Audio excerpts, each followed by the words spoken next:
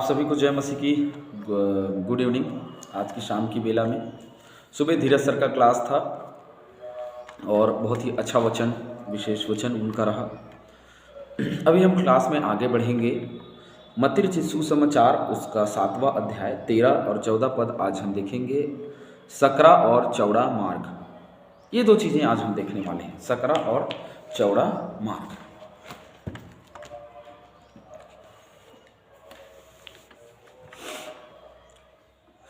पढ़ते हैं।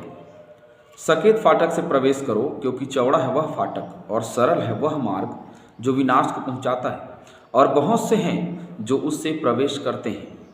क्योंकि सकेत है वह फाटक और कठिन है वह मार्ग जो जीवन को पहुंचाता है, और थोड़े हैं जो उसे पाते हैं। दो चीज़ें हैं यहाँ पे। बहुत सारे लोग, बहुत से हैं जो उसमें प्रवेश करते हैं, किसमें? जो मार्ग विनाश की ओर जाती है, और बहुत थोड़े लोग उसमें प्रवेश होते हैं जो जीवन की ओर जाती है। उन दिनों में नूह के समय में हमने देखा कि किस तरीके से लोग अपराध करते गए, पाप करते गए, और उनकी समस्याएं बढ़ी और परमेश्वर ने कैसे नष्ट किया। उसके बाद में उससे पहले हमने यह भी देखा कि कैसे भरे और बुरे के ज्ञान का वृक्ष जिसको परमेश्वर ने खाने के लिए मना किया था उसको खाया गया, और वह वृक्ष जो जीवन का वृक्ष था उसमें से उन्होंने नहीं खाया। तो दो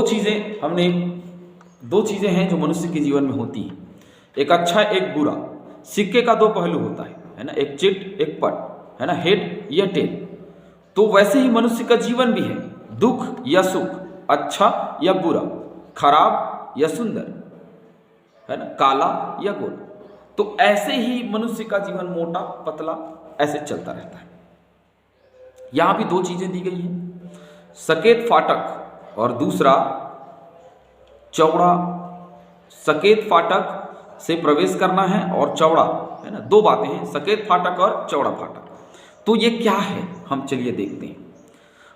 बोलने से तो स्पष्ट है कि ये जो है वो सकेत फाटक जो है वो स्वर्ग का है, और बहुत चौड़ा फाटक जो है वो नरक का है, क्योंकि विनाश नरक की ओर ही जाती है और जीवन स्वर्ग की ओर इंगित करती है। मसीह ने हमें सिखाया है कि हम आशा नहीं कर सकते कि अधिकतर लोग उसके पीछे उस मार्ग पर चलेंगे जो उन्हें जीवन को पहुंचाता है ना। हम आशा नहीं रख सकते हैं कि बहुत सारे लोग हैं जो जीवन की ओर जाएंगे, बिल्कुल नहीं। क्यों आशा नहीं रखना चाहिए हमको? क्योंकि उस रास्ते में बहुत सारे लोग नहीं जाएंगे, क्योंकि बहुत सारे लोगों को विनाश का रास्ता बहुत अच्छा लगता है। जो उस फाटक में जाने वाले हैं वो तो नम्र लोग होंगे, दीन लोग होंगे, और निष्कपटता होगी उनके जीवन में, आज्ञाओं का पालन होगा उनके जीवन में, धार्मिकता की खोज करेंगे लोग, तभी उस फाटक से जा सकते हैं। और वे जो उस फाटक से नहीं जाएंगे वो आशीष नहीं पाएंगे, स्वाभाविक है।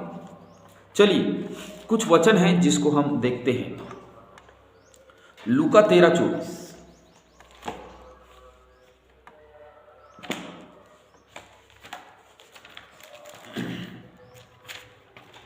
मनुष्य जो है वह वही देखता है, वही करता है जो देखता है, और जो मसीह यीशु को देखने वाले लोग हैं वो वही करते हैं जो मसीह यीशु को देख करके सीखा है।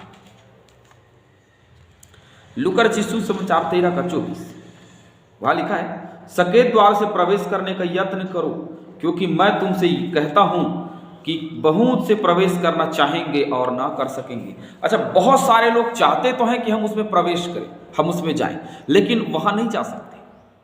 वहां वही जाएगा जो मसीह यीशु में है, वहां वही जाएगा जो वचन में बंधा हुआ है, वहां वही जाएगा जो आज्ञा को मानने वाला है, अन्यथा ऐसा कोई नहीं है जो उसमें से जा नहीं पाएगा।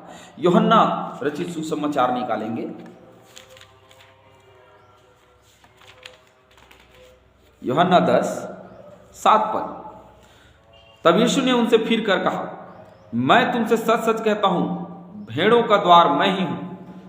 जितने मुझसे पहले आए वे सब चोर और डाकू, और परंतु भेड़ों ने उनकी न सुनी।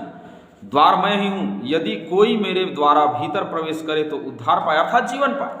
तो ये जो सकेत फाटक में द्वार लगा हुआ है वो मसीह यीशु का द्वार है, उसमें से जो प्रवेश करेगा वो तो जीवन पाएगा ही। लिखा है ना कि वो जीवन पाएगा। सकेत फाटक में से जो चलेगा वो जीवन पाएगा।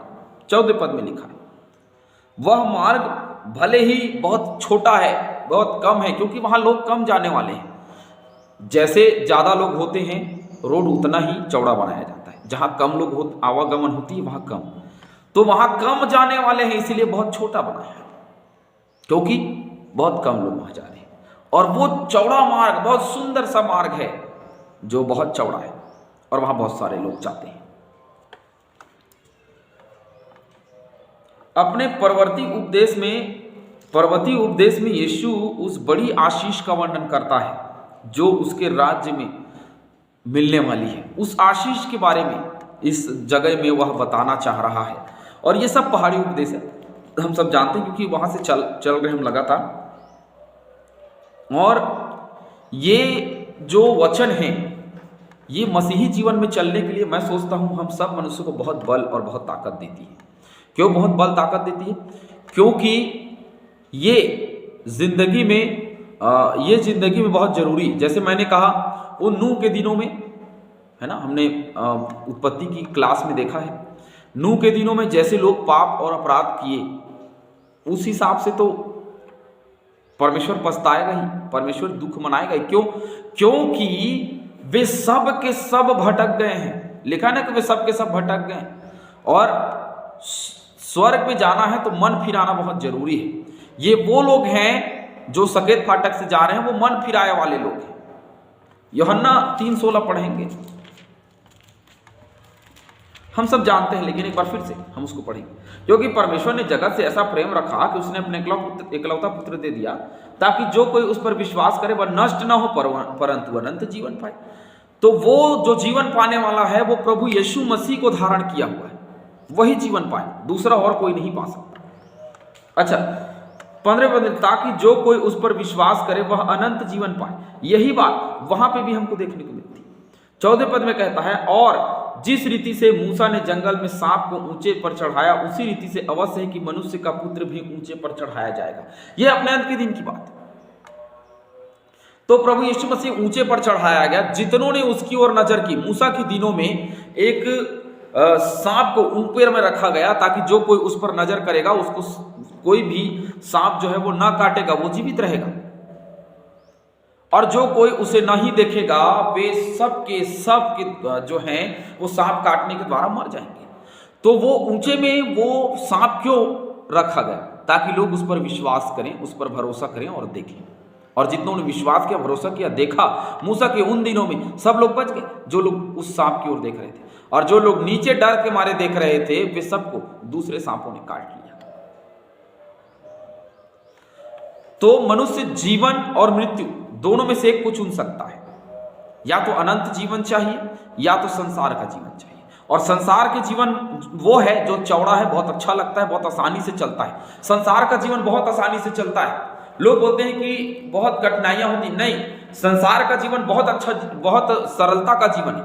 लेकिन उस मार्ग में जहां सकेत है, बहुत छोटा सा जगह है, वहां से आपको पार करना, वहां से जाना बड़ा ही कठिन है।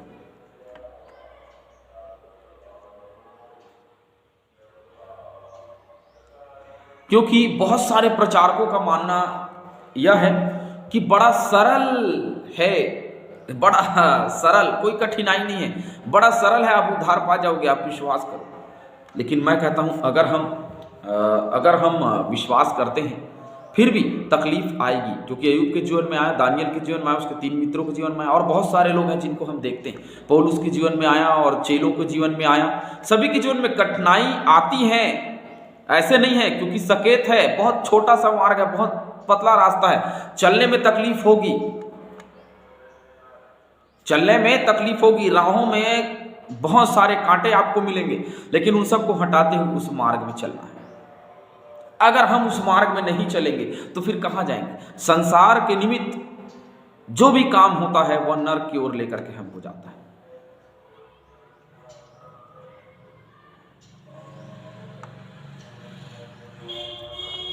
दस कुमारियों के दृष्टांत को हम आगे जब पढ़ेंगे तो हमको पता चलेगा।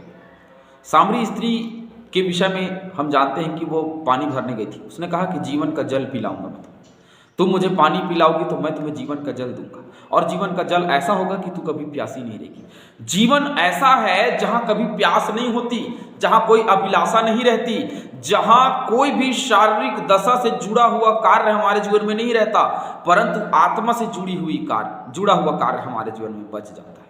इसीलिए यह वचन कह रहा है, सकेत फाटक से प्रवेश करो, जो कि चौड़ा है वह मार्ग, जो सरल है वह मार्ग जो विनाश को पहुंचाता है। सरल है वह मार्ग जो विनाश को पहुंचाता है, यहाँ पे लिखा हुआ है ना। और बहुत से हैं जो उसमें प्रवेश करते हैं। लोगों को लगता है, मैंने कहा ना, सरलता का जीवन होता है, बहुत सरलता का जीवन होता है जो संसार में, लेकिन जो सकेत फाटक से जाते हैं उनके लिए कोई भी चीज सरल नहीं रहता, उनके लिए बहुत कठिनाइयां होती हैं।